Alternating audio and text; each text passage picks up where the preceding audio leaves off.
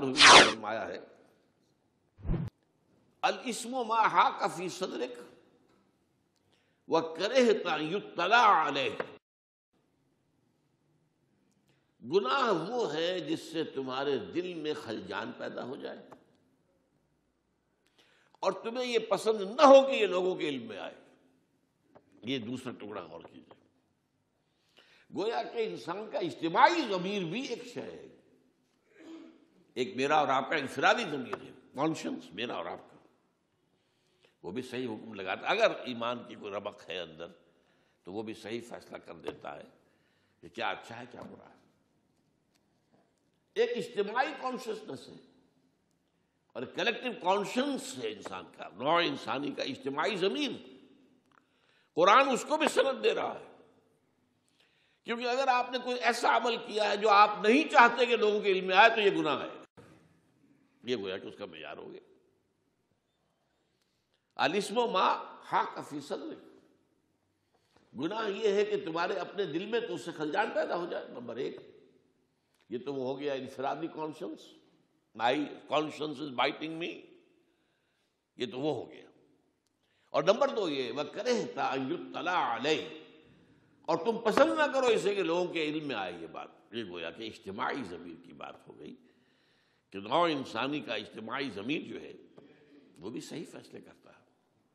یہی وجہ ہے، نوٹ کیجیے، قرآن مجید نے نیکی کے لیے لفظ استعمال کیا معروف، بدی کے لیے منکر۔ معروف جانی پہچانی چیز، منکر وہ چیز کہ جو انسان نہیں پہچانتا جسے۔ یہ فطرت انسانی کے نزدیک منکر جو ہے، بدی جو ہے، وہ ایک غیر چیز ہے، اس سے اس کو دلچسپی نہیں ہے، پہچان نہیں ہے، اس کی راہ و رسم نہیں ہے۔ اور جو معروف ہے وہ انسان جو ہے وہ جانتا ہے، پہچانتا ہے، اس کی طرف اسے رغبت ہوتی ہے، اس کو وہ پسند کرتا ہے۔ تو یہ بھی معروف، اور یہی قرآن مجید کی بڑی اصطلاح ہے، معروف۔ تأمرون بالمعروف وتنہون عن المنکر، یا بنی اقم الصلاۃ وامر بالمعروف وانہی عن المنکر۔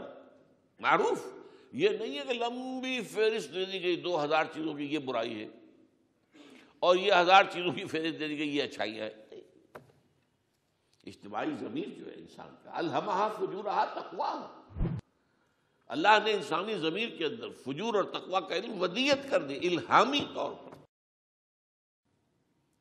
انسان کی نیچر، اس کی فطرت جو ہے وہ جانتی ہے کیا خیر ہے کیا شر ہے، کیا فجور ہے کیا تقوی کا معاملہ۔ تو یہ اصل میں حدیث جو ہے بڑی چھوٹی چھوٹی ہے، یاد کر لینا آسان۔ الاسم ما حاق فی نفسک فکرہت ان یطلع علیہ، بتائیے یاد کرنے کو مشکل ہے۔ گناہ یہ ہے کہ تمہارے دل میں خلجان پیدا ہو جائے اور تم اسے پسند نہ کرو کہ یہ لوگوں کے علم میں آئے، بس وہ گناہ ہے، نوٹ کر لو۔ خذ بقلبي من رشا